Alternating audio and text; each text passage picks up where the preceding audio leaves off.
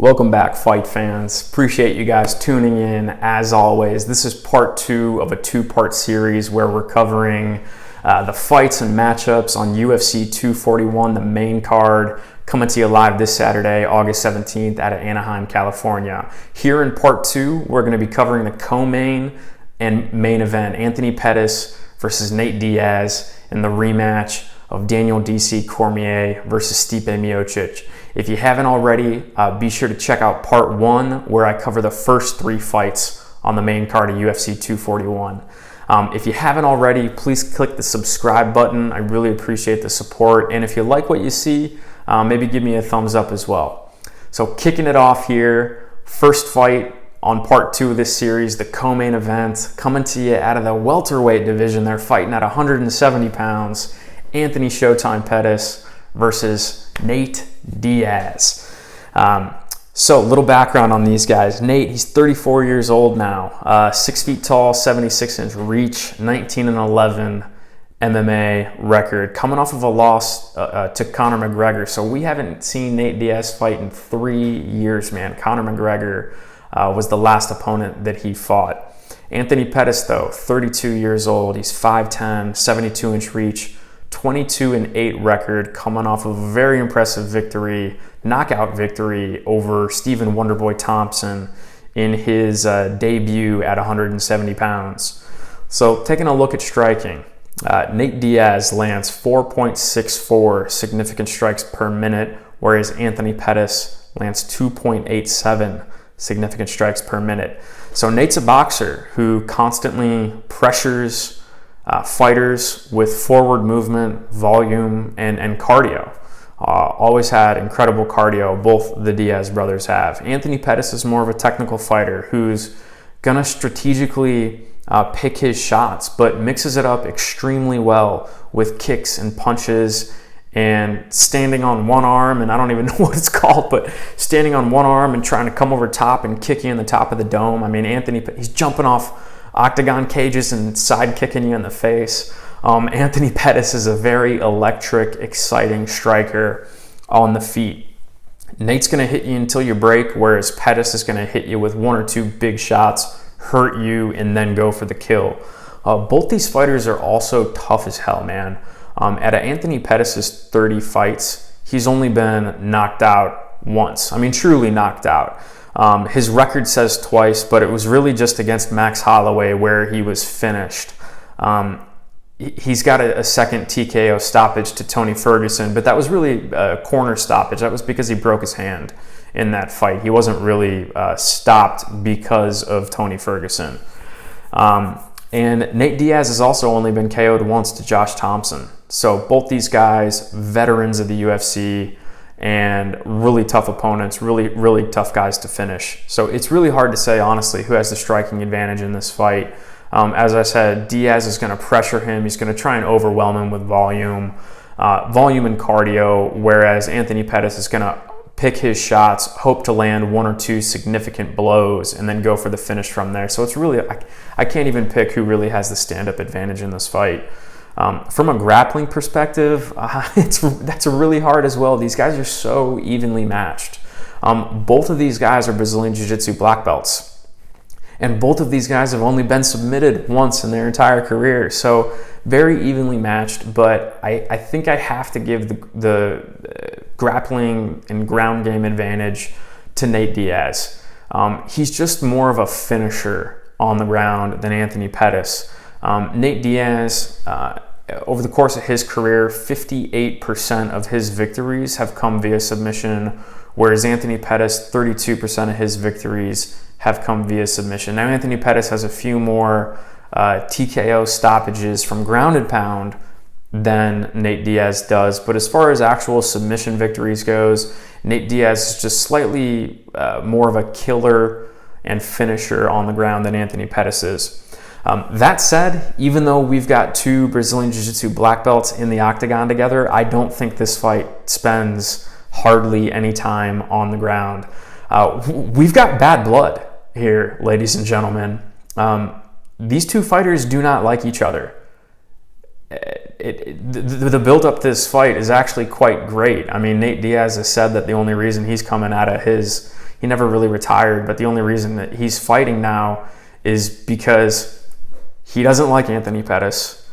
And Anthony Pettis is a really skilled fighter who's going to give him a big payday and maybe give him a run for his money. He just likes that Anthony Pettis is a great fighter. And Anthony Pettis, he just doesn't like Nate Diaz, and he wants this fight. This fight, I think, was supposed to be made some years ago. For whatever reason, it didn't happen. There's just bad blood here. There's a lot of ego in this fight. And I think for that reason, it stays standing. These guys go to war for 3 rounds or however long you think this fight is going to last.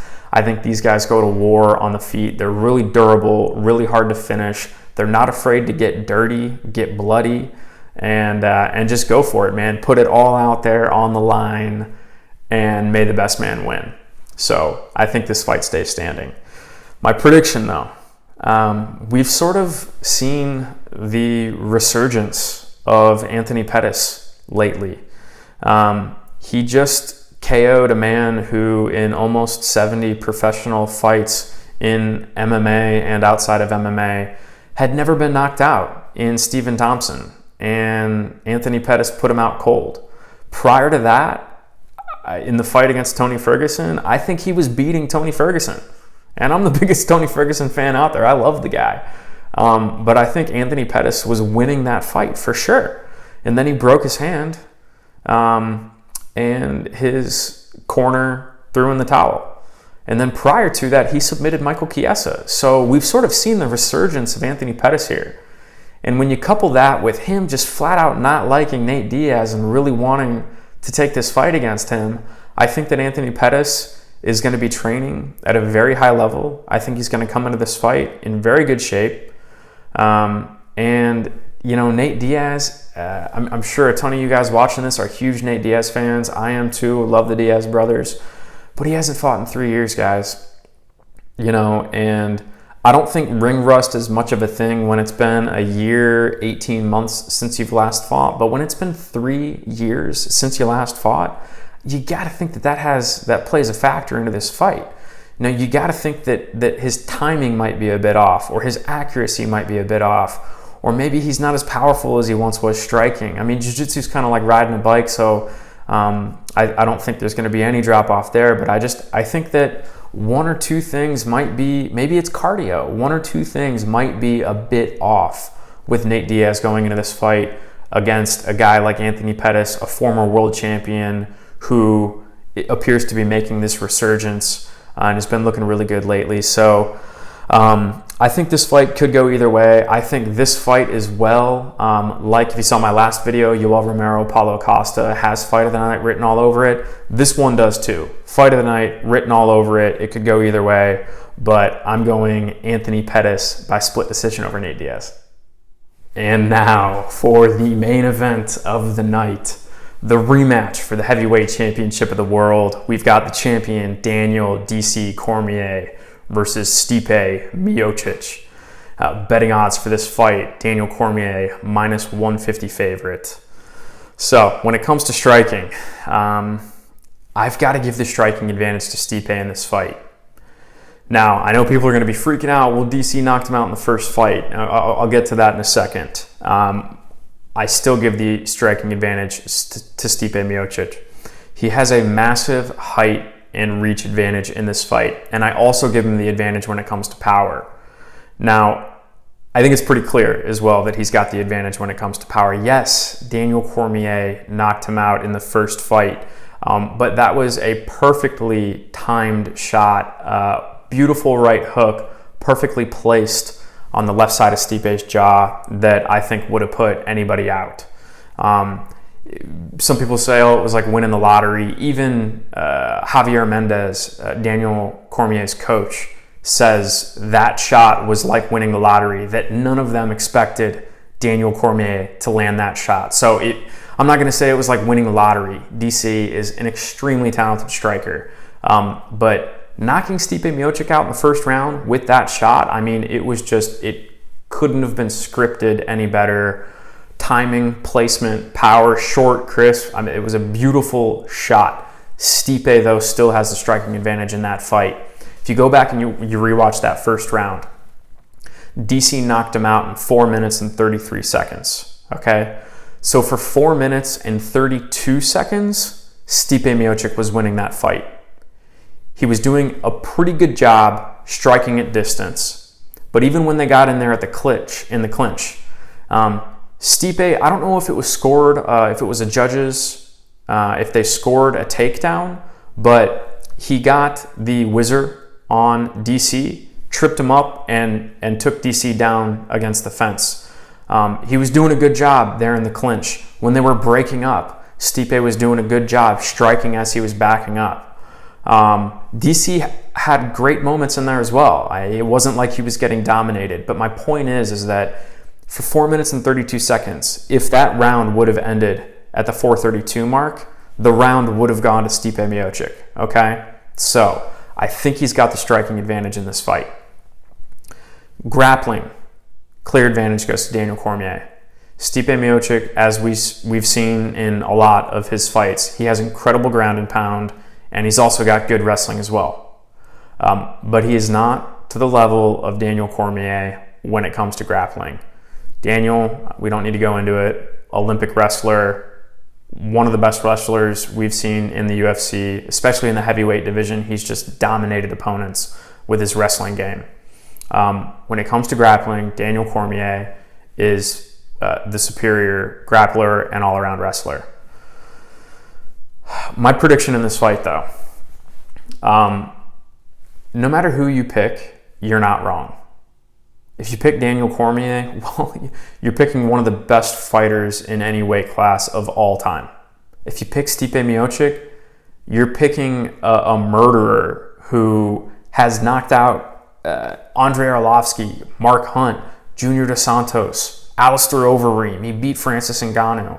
I mean, Stipe Miocic went on, he defended the heavyweight title more than anybody had, and he did so in extremely impressive fashion.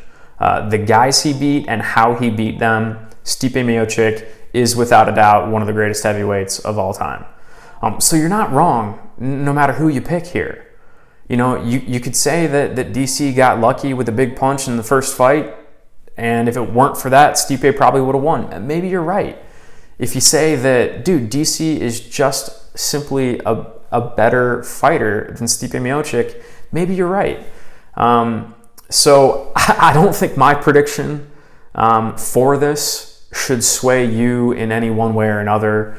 And in any other analysis or predictions video I've seen, it hasn't swayed me in any one way or another. It really is simply, what do you think? What do I think? I'm going to be rooting for Stipe Miocic hard in this fight. I love this guy. He's a hometown guy for me. You guys have been with me since the beginning. I'm in between places right now, so I'm actually filming this in my girlfriend's studio. They've got a studio for a whole bunch of other things. But in my old videos, I had some signed memorabilia behind me.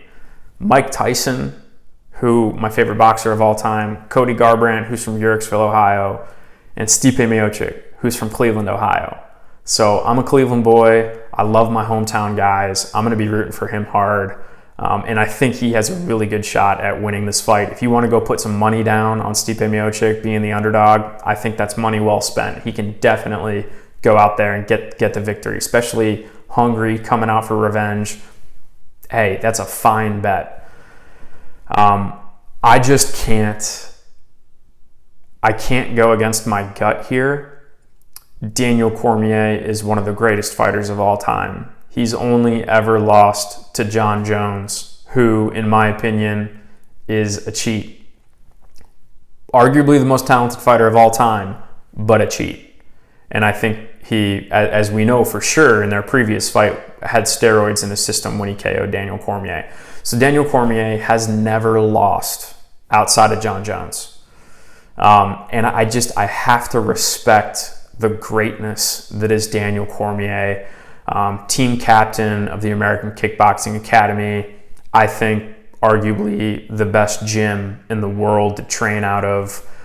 I just respect Daniel Cormier so much, and as much as I'll be rooting for Stipe Miocic, I think Daniel Cormier truly is on the Mount Rushmore of mixed martial arts. should he win against Stipe Miocic on Saturday night, he is undoubtedly one of the greatest fighters of all time and on the Mount Rushmore of UFC. So it really pains me to say this, but I'm going to go Daniel Cormier with a second round submission.